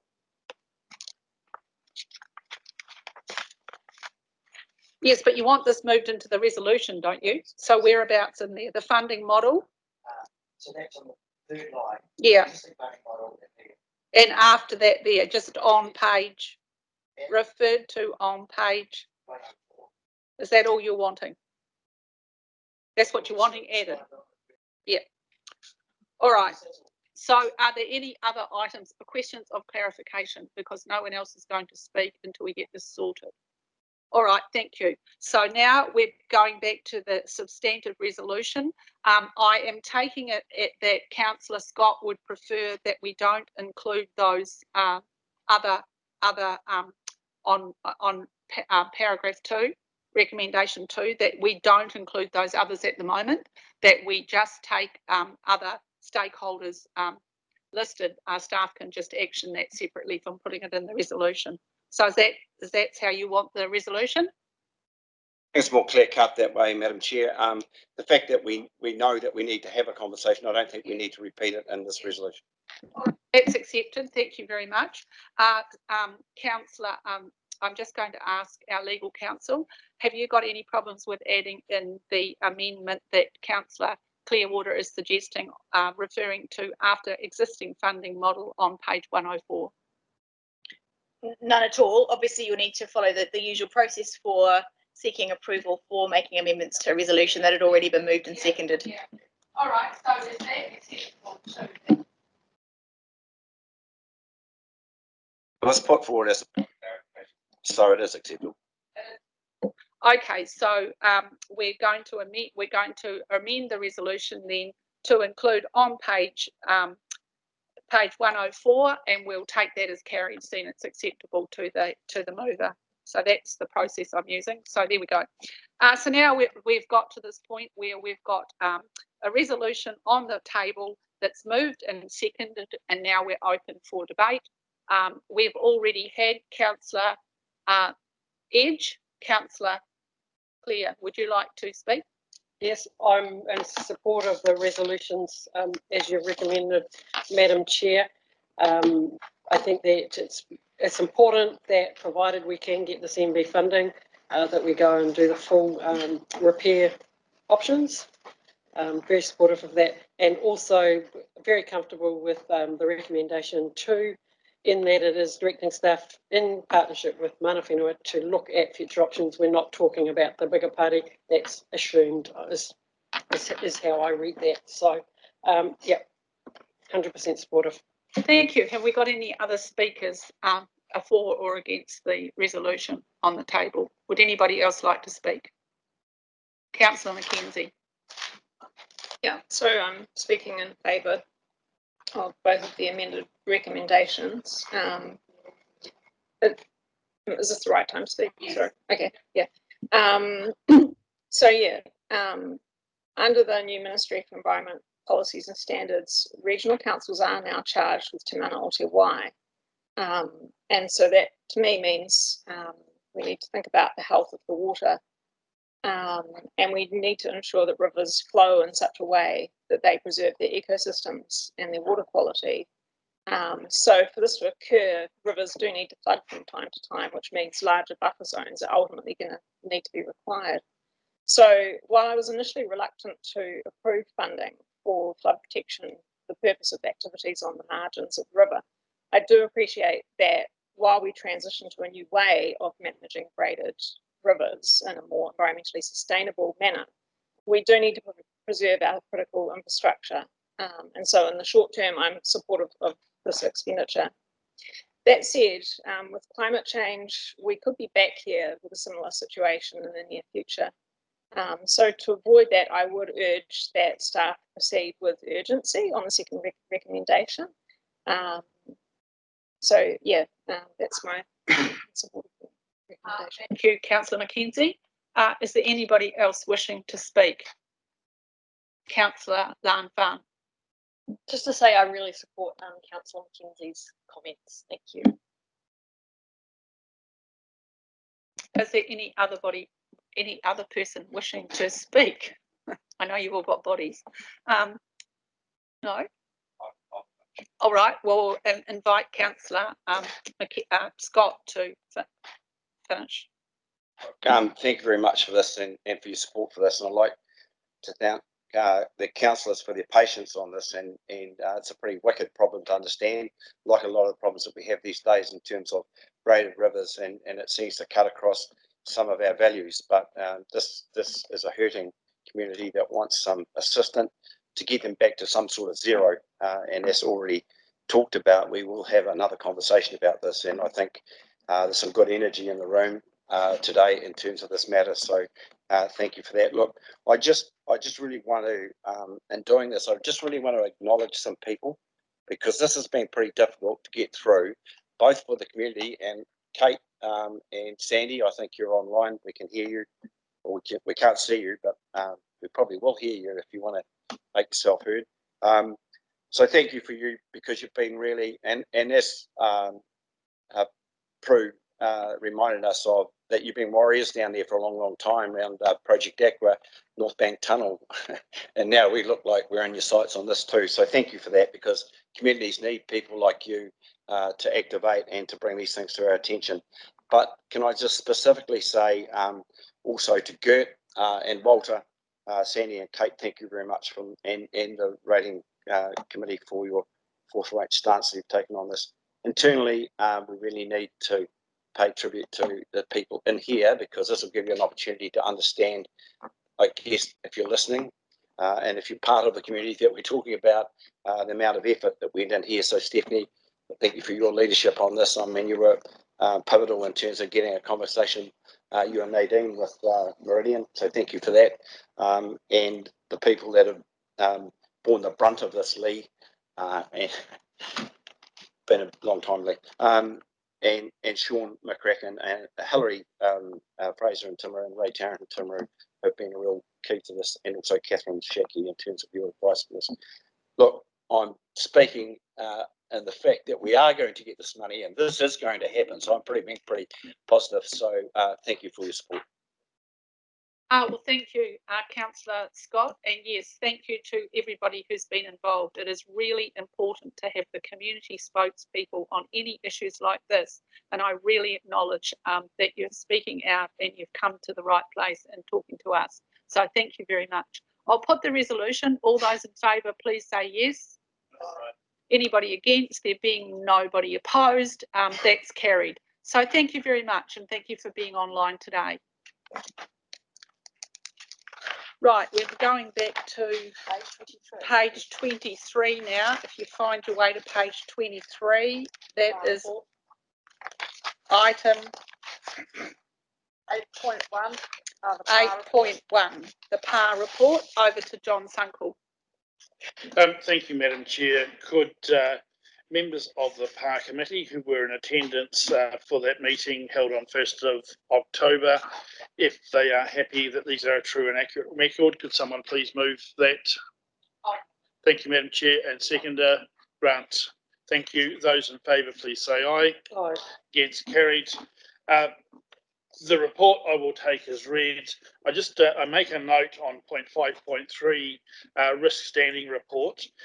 Subsequent to this, to the meeting that we've had, there's been an ongoing conversation with Audit New Zealand, who are utilising Environment Canterbury as a case study as to good practice around risk. And a number of us, including the Chief Executive, Finance, myself and others, have had a conversation along these matters. And I say again, we were having that conversation because we are seen as good practitioners and a case study for the future. So I just note that, and that report will hopefully be out in February. Other piece of work resolved. The draft annual report did come to the committee, and they did resolve that it be forwarded on and accepted, and ultimately the last piece of business, investment into the investigation committee, with the recommendation that now sits in the agenda for discussion very shortly. Any questions? If not, I hand back to the chair. Thank you very much. So we've got you've moved the resolution. You're moving the resolutions, seconded by Councillor Edge. All those in favour, please say aye. Aye. That's carried. Thank you very much, Councillor Sunkel. I didn't actually ask if anybody had any questions, but they could. Do you want to say some more? You all right? All right. 8.1.2, the Regulation Hearing Committee. If you'd lead that, please, Councillor Mackay, that'd be great. Thank you, Madam Chair. I'll take this paper as read. It's council's. It's provided to council to receive the information, which of them now they are the confirmed minutes of the Regulation Hearing Committee meeting held on the 1st of October. I'd just like to make a couple of comments there. There was 2 amendments to these minutes that have been appended to our agenda. And one was with regard to noting the arrival time for people for lateness. So that's going to be noted, the actual time is going to be noted in future. And also on page 37 of these minutes, down at the bottom of the page, there is a comment there with regards to the fees and charge review. Will be coming back to council briefings rather than the council agenda. So that was another amendment that was made for the confirmed minutes. And just for people to note, or council members to note, is that the matters for decision in that meeting of the 1st of October was for hearing commissioners for objection to costs. Thank you, Councillor Mackay. So you're moving the resolutions, seconded by Councillor Lan Farn. Any questions anybody's got on that report? Councillor Mackenzie. Just one, Madam Chair. Claire, you talked about that the reports will come back to the portfolio for briefings. Does that include the staff will report back on cost objections and objections to decisions? Will we get a report on that? Yes. Staff have provided their first report back. It goes back for some period of time. Catherine might be able to actually elucidate exactly what time. So that's actually already showing up in our, like the agenda that we've had for the meeting today. Is it, Catherine, can you inform us at the beginning of the year that it was? It will come back to the council through the notes. Yes, it will. But let's make it early next year because we've only got one other meeting scheduled at the moment. So we'll say early next year. Councillor Farn. Oh, Madam Chair, it'll be on the next council agenda. The minutes here, yes, of the next meeting. Sorry, that's what I was just going to add. Please. All right. So we're up to we have a question. Has anybody else got a question? All right. Well, I'll put that resolution that we received those received the unconfirmed minutes, or it's actually the confirmed minutes. All those in favour, please say aye. Those against, there being no one against, that's carried. Thank you very much. We're now moving to item on page 39, item 9, working group reports. Councillor Pauling. Kia ora anō. Koutou. So yeah, happy to present another update from the Meridian Planting Regeneration Working Group. And just firstly to acknowledge again the wonderful work of our staff on this, led by Nadine, to get it to where we've got to.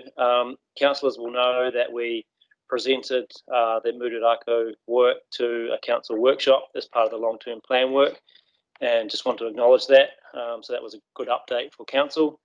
I think it was well received from my feedback of the room on the day.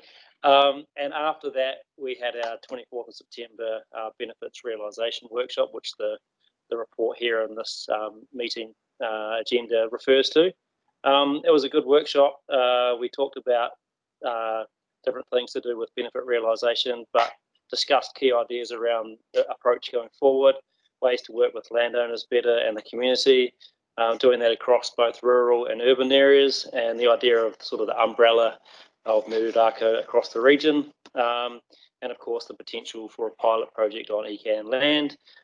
We also decided that we'll now work back through the biodiversity and biosecurity portfolio, and of course through the long-term plan process for the project going forward, but we'll hold the working group together to do meetings if we're required. So there probably won't be an update until we have one of those meetings, and other than that it will come through the biodiversity and biosecurity report. So yeah, I'll move that the paper be received.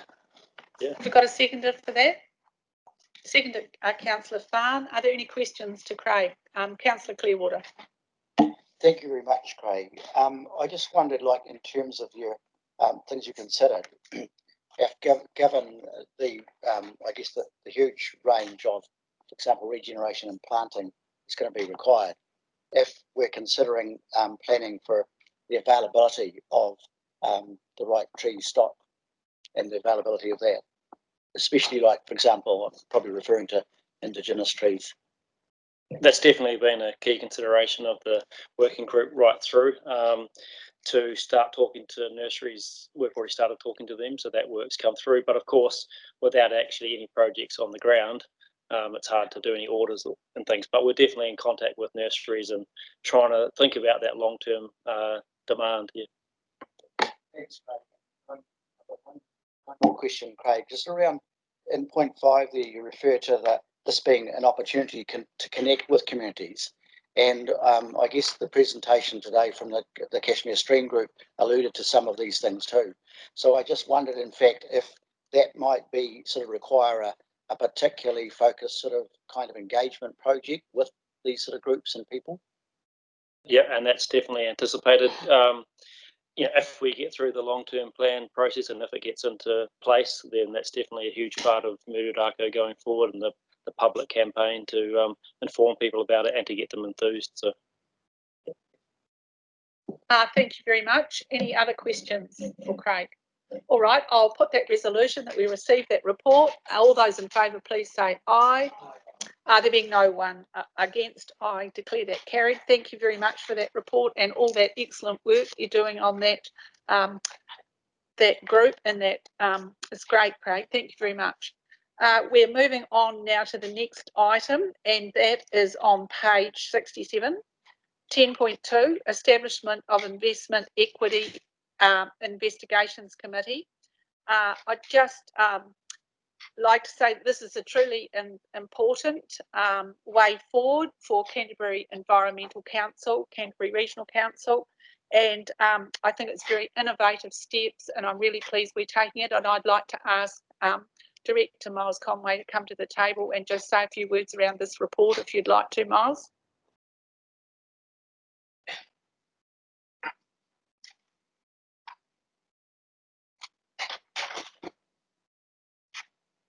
Thank you, Madam Chair. So there's 3 recommendations in front of you. One is to establish the committee, approve the terms of reference, and then appoint the 4 nominated councillors. Noting also that there is a provision there to appoint an independent person to come on, and you'll be delegating that to the committee to make that appointment. I'll just take you to clause 12. And it just outlines the committee's principal tasks,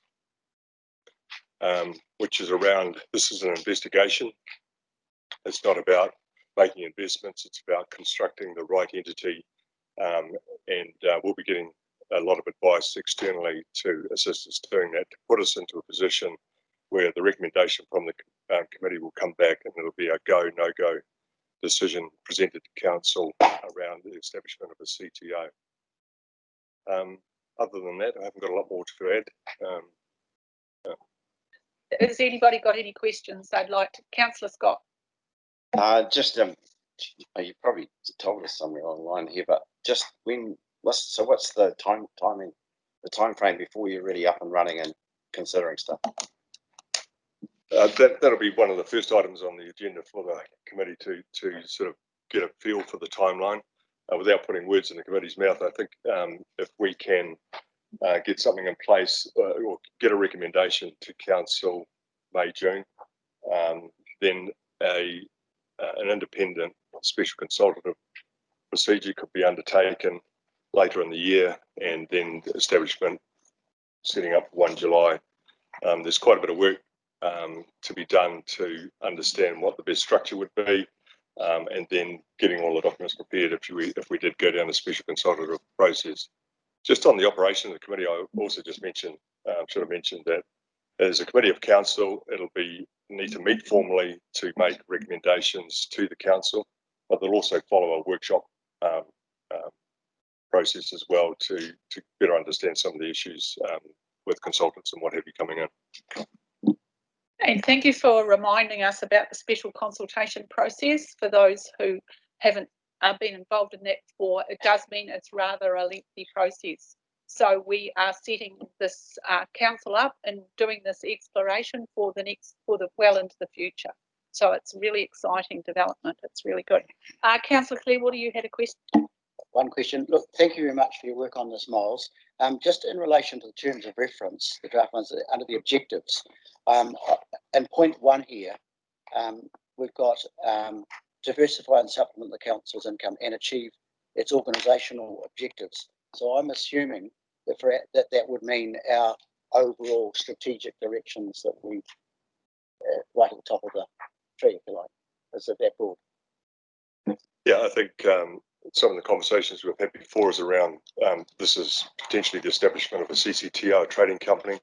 The purpose of the trading component of that is to enhance the revenue of the council, and then the revenue from that will come back into the council's activities for council to make a decision on the disbursement of that revenue, and that's where you're achieving the strategic direction of Environment Canterbury. Thank you. Was there any other questions? Okay, just a comment when it's time. Okay, no other questions. Thank you very much, Miles. That's been really helpful. Not to mention congratulations for leading this work. I intend to move from the chair the resolutions as set out on page 67, establishing the committee, approving and adopting the terms of reference.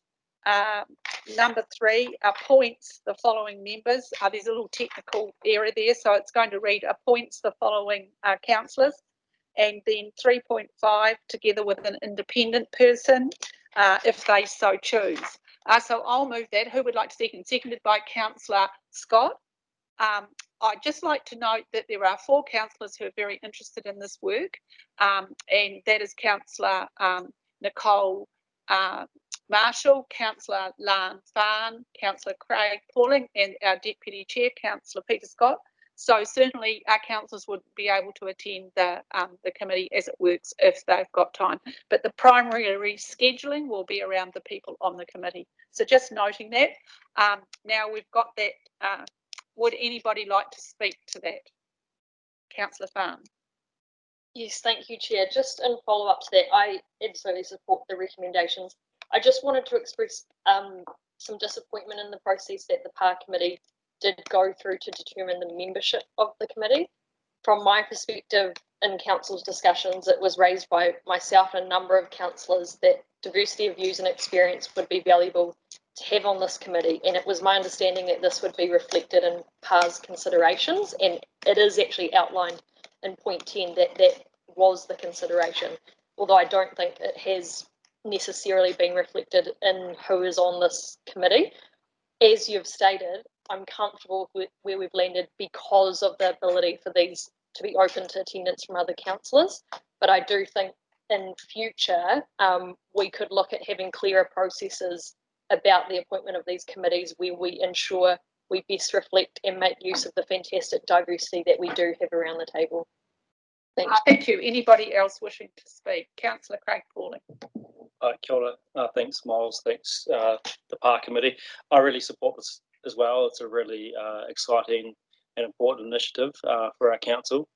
Something that since we were elected last October has been something really great to come to council, and I'm really keen to see it progress. So thanks so much for the work that's been done and the work that's going to be done by the committee going forward. And just appreciate, sort of in following on from what Lance said, appreciate the work in the terms of reference at 3B, acknowledging that other councillors and actually members of the public will be able to come to the meeting. So I think that's really important. So thanks for including that in the terms of reference.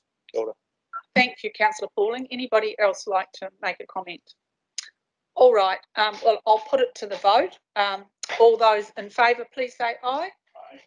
And there being nobody against, I'll declare that carried. And I just want to say actually thank you to all the people on the PARS committee and all councillors for coming to a way forward with this, because it's so important. And I encourage the people that aren't formally on the committee to please attend. And I'm sure that with the help of Miles, excellent staff director, we will get lots of report backs, and I know the PARS committee will make sure that happens too. So thank you very much, and thank you for the people that spoke. Right, we're turning to page 73 now. And that is the report on COVID-19, the responses. I would like to ask staff to come to the table, and I am really excited to be introducing this report, because I think it's, even though we don't want to see COVID-19 with some golden edges, this has to be a celebration for us, given the destruction of our environment and our recovery that we need to all be working on, and also with climate change looming over us ever more speedily as the days go on. I personally am very excited, and it's really good to be at ECAN at this time, Canterbury Regional Council, to actually participate in receiving this funding for these projects as a way of creating jobs and a way forward for our core work. So Lee, would you like to say anything, or Catherine? So the purpose of the paper is to seek authorisation for the Chief Executive to enter into the funding arrangements for RIBID's COVID-19 recovery with the Crown as per the recommendations on page 73. This partnership funding opportunity represents the most significant opportunity in the last 30 years to improve river flood resilience, climate change risk, and implement the Council's program for braided river revival. Whakahoamanu na awa a Pākehī. Preliminary consultation has begun for the projects that are likely to be initiated first. Once funding has been secured, staff will engage further with mana whenua in detail before any projects commence. And I just want to apologise. We have made the same incorrect naming in this paper for the runanga, which we can make a note about if you're comfortable. Staff will also engage with river rating districts, stakeholders and partners as relevant across the region. This is specifically referenced in the recommendations and in point 17 on page 79 with respect to mana whenua engagement. Thank you, Lee. Thank you for your apology. John, Councillor Sunkel. Thank you, Lee, for bringing this paper to us. I agree wholeheartedly. It's almost unprecedented in the money that we are receiving to outcomes that I guess in the last triennium and probably prior to that we've been trying to do within the limit of our budgets and rating ability. So absolutely magnificent that we have this. We have those projects which will further reinforce our ability to manage not just the environment that we're in, but also COVID and what looks like in the future. So thank you very much as a team for the work that you have done in putting these proposals forward, getting us to the point. I guess the one point I'd just like to make to my colleagues in our exercise yesterday when we were looking at the new initiatives, a number of you said this is just a given, we will put it over there because it doesn't need to be a priority for funding. What we do need to recognise is there's $8 million worth of funding, the co-funding that goes with this. So it is critically important, even if we're borrowing it, to understand that we do have a responsibility, and therefore it has to be a priority of this council, not something that is just given as a given when we're looking at long-term plan and planning. So once again, thank you very much to staff for the work that you've put into this, and the options and opportunities that it provide are again unprecedented. Thank you.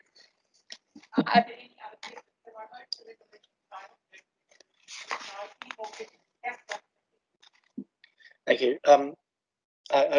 Like John, I support the funding and the project. Just some questions about the implementation. On page 76 under point 11, third dot down, you say all projects must start no later than 12 months after the agreement is signed. Do we sign, what is it, 6 or 7, 1, 2, 3, 6 individual agreements, or is it one agreement and we have to start all the projects within 12 months? And I guess my other question, sorry, related to that is the capacity to do all this work, and if it all starts at the same time. Yes, I'll hand over to staff to answer, please. Perhaps if I could answer the first part of the question and defer to Lee on the second. It's one contract, and so when that one contract is signed, that starts the clock ticking. So if you just start a bit of work on the Ashley, does that mean you've started the whole project for all the rivers? The answer, I think, is we need to start each of the 6 projects. The clock starts hopefully within 2 weeks. We sign the contract, and then we just need to start each of the 6 projects within the first 12 months, which we're on track to do. Yes. Thank you. Councillor Mackay, you were next. Mine isn't a question. It's going to be a conversation in support of it. Oh, okay. Appropriate? Craig, Councillor Pauling. Yeah, similar to this morning, I think this is really important work for our council, and support what John said about the efforts of staff to get this funding. $15 million is nothing to sneeze at from the government, and of course the co-funding that we have to give to it in terms of $8 million. So yeah, it's really important stuff. I wanted to propose, I don't know if it's the right time, but anyway, I'm just going to do it, yeah. And thank you so much, Lee, for acknowledging the Te Reo Idle Whenua wording there, and that's great that we can get that noted. I want to propose an additional recommendation, and I only thought about this midway through this morning, so sorry for not raising it earlier, but it's inspired by the recommendation 2 in the Lower Waitaki thing. I'd love to put the same words as a recommendation 3 to this thing, because I think it's the same. In fact, noting that the Waitaki stuff money potentially is going to come out of this money as well.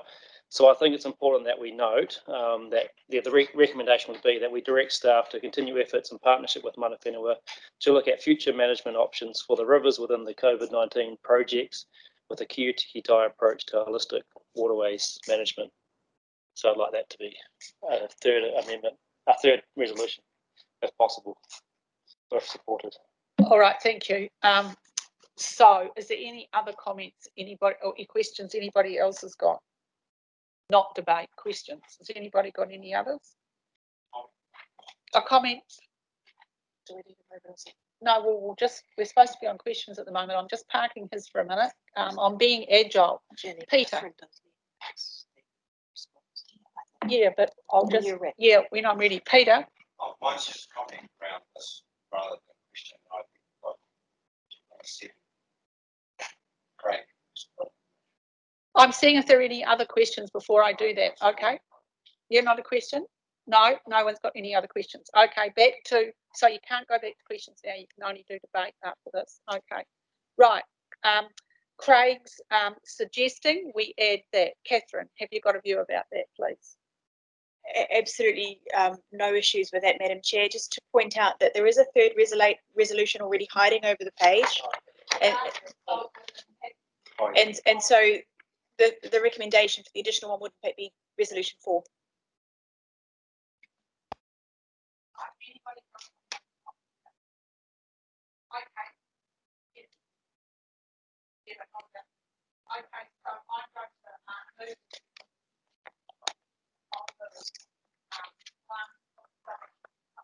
I'll put my button on.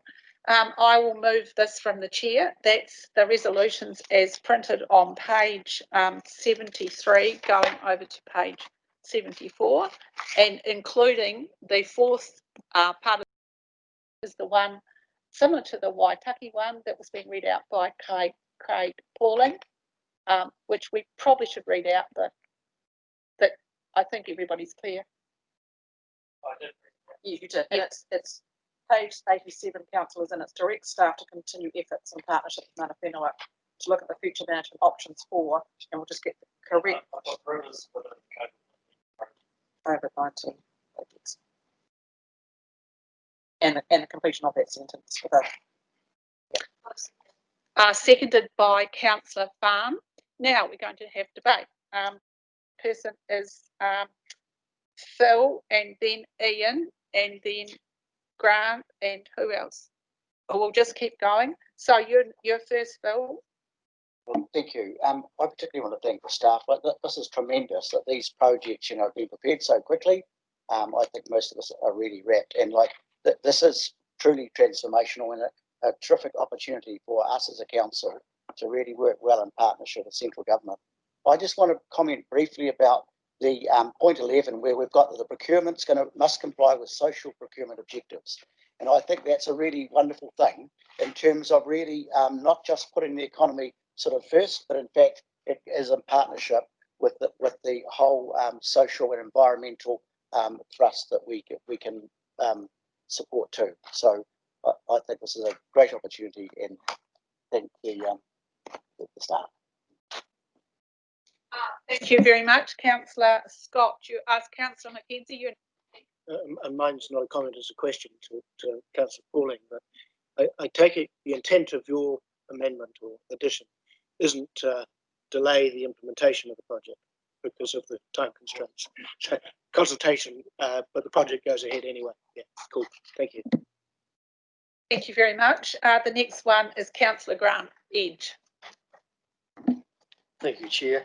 Yes, I want to just endorse Councillor Clearwater's statement about the staff who really acted really quickly in response to a call from the government to identify some shovel-ready projects, and as a result of that, we've got $15.5 million, and for projects on 6 significant river systems within Canterbury. And I'm particularly pleased that the Ashley-Rakahuri River project will allow for the removal of a substantial amount of rivers of willows within the Ashley, or between the Ashley Gorge and the Okuku confluence, and they've been choking the river for many years. So just being able to get on with that in an area that's not a rating district is really exciting for people in Waimakariri.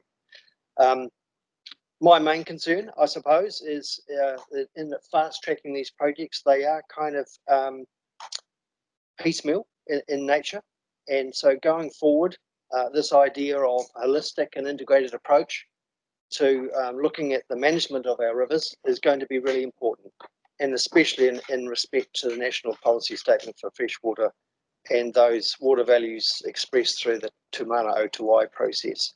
And for me, retaining natural character of our braided rivers is extremely important, and the more we can do to avoid channelization of our rivers, the better, as far as I can see.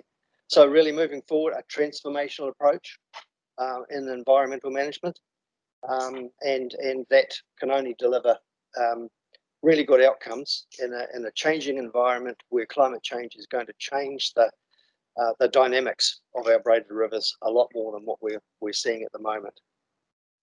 And along the way, we need to collaborate with our communities so that we're keeping them really informed about these projects and about the future visioning of what could happen in the upgraded rivers. But yeah, I support those recommendations on that basis. Thank you, Councillor Edge. Was there anybody else wanting to speak? Councillor Scott? No, I was going to speak, Madam Chair, but I'm just conscious of time. We've got another appointment at 2, so I will defer from speaking. Is there anybody else who wishes to speak? All right, I'll put the resolution then. Oh, I'll just make a comment, yes, and please note that the engagement requirement will not slow down any of these projects. So I'm sure staff have already noticed that, but please make sure you do that. I'll put this resolution. All those in favour, please say aye. There being nobody opposed, I'll declare that carried. Thank you very much, everybody. We're on to excluding the public. So we just ask everybody who's not supposed to be here to please leave. I don't know which staff that means, but if it's you, could you please go? Sorry to be so blunt. We're calling for a mover and seconder to go into public excluded. I'll have Councillor Clearwater, seconded by Councillor Marshall. We're moving into public excluded. All those people in favour, please say aye. There being nobody opposed, I declare that carried. Thank you very much. Public excluded items. Over